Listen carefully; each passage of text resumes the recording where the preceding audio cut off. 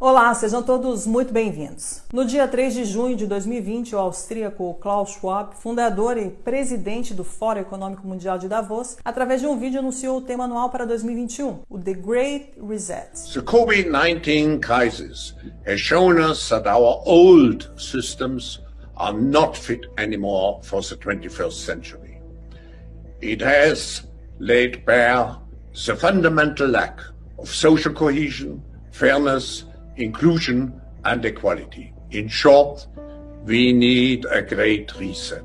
Curiosamente, um modelo muito parecido que vem sendo defendido aí pelo IPCC, que é o International Panel on Climate Change, que é um órgão das Nações Unidas que avalia a ciência relacionada às mudanças climáticas, que tem como garota propaganda Greta Thunberg e seus amiguinhos corporativos como Al Gore e Larry Fink, da Blackwater. Só que essa agenda se encaixa perfeitamente com uma outra agenda. O termo Great Reset se encontra em um documento publicado pela ONU no ano de 2015, onde contém uma análise da situação da população mundial e uma série de propostas. E não é por acaso que este documento é conhecido como Agenda 2020-2030. O tema da Agenda 2030 é um mundo sustentável, que é definido por eles como um mundo de igualdade social, igualdade de gênero, vacinas para todos, através da OMS e da CEP, que é a Coalizão de Inovações e Preparação para Epidemias. Esta é uma organização filantrópica que foi lançada em 2017 pelo Fórum Econômico Mundial, juntamente com a Fundação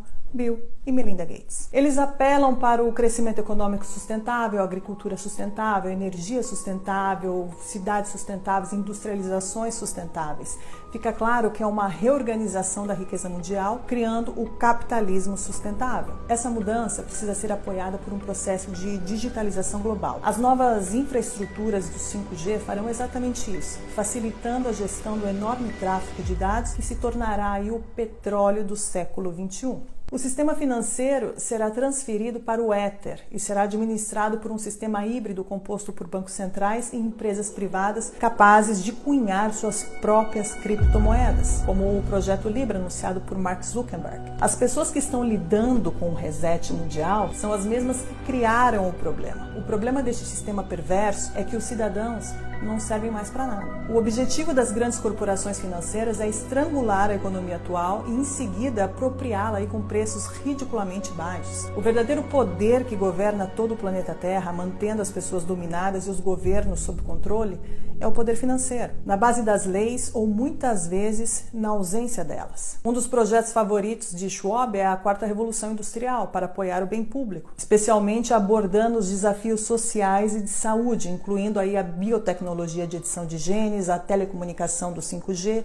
e inteligência artificial. David Icke, conhecido por ser o pai do complotismo, já dizia que a Big Pharma e a indústria farmacêutica de biotecnologia não deixam de ser um mal legalizado. É evidente que desse cenário emerge aí uma massa de perdedores, que aumentará de forma incalculável após o desmantelamento do sistema industrial e a digitalização dos serviços. A grande reconfiguração proposta em Davos não parece ser uma resposta ao alcance de todos, mas aparece como uma solução imposta desta elite, destinada simplesmente a proteger os seus próprios interesses. É curioso notar que a chamada pandemia, com suas políticas de lockdown e de medo, facilita e favorece esse grande reset, nos impondo aí uma mudança drástica, desde a remoção do trabalho, permitindo o avanço digital e bloqueando aí o deslocamento das pessoas. A dívida pública mundial aumentará para níveis nunca vistos. Esta é a consequência das políticas econômicas adotadas para fazer frente aos efeitos de restrições devido à disseminação do Covid-19. Os bancos centrais estão injetando grandes quantidades de dinheiro no sistema. Essa ação extraordinária dos bancos centrais está revelando outro grande pressuposto, ou seja, a disponibilidade de dinheiro em circulação não depende de conjunções astrais devido ao acaso, mas depende exclusivamente das escolhas dos políticos. O dinheiro pode ser criado do nada e em quantidades ilimitadas, como estamos vendo. E se no futuro algum político disser que não tem dinheiro, devemos lembrar dos trilhões de euros e dólares criados em um clique durante essa pandemia, acabando também aí com o mito da inflação. Esta agenda globalista traz consigo inúmeras mudanças e o Covid-19 só serviu e está servindo de instrumento para acelerá-la. Mais fechamentos virão, haverá uma onda de falimentos sem precedentes, o congelamento da produção e o desemprego em massa levarão à fome. Motins e revoltas vão estourar pelo mundo todo de acordo com os planos da elite. Os lockdowns levarão inevitavelmente a economia mundial ao colapso e darão origem ao que será a crise econômica mais grave da história da humanidade. Esta enorme depressão tem uma função muito precisa: criar uma sociedade de duas classes. Uma formada por esta pequena elite dominante e outra formada por uma multidão de pobres, na qual a classe média desaparecerá definitivamente, assim como as pequenas e médias empresas que seguirão o mesmo destino. As grandes corporações terão todo o mercado em suas mãos.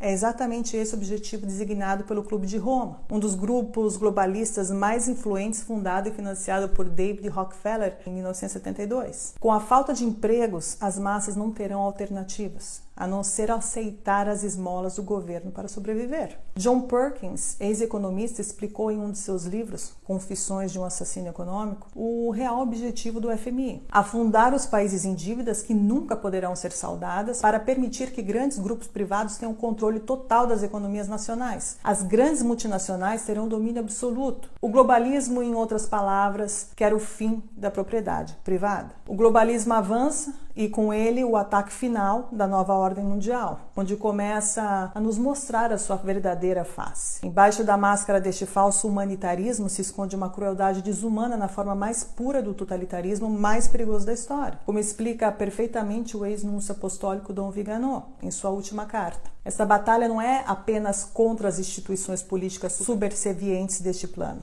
São as próprias palavras de São Paulo em sua carta aos Efésios que explicam o verdadeiro significado desse conflito. Nossa batalha, na verdade, não é contra criaturas feitas de sangue e de carne, mas contra os principados e poderes, contra os governantes deste mundo de trevas, contra os espíritos malignos que vivem nas regiões celestiais. São horas decisivas para o destino da humanidade e do mundo, e esta é a batalha que eu, você e toda a humanidade se encontra neste exato momento.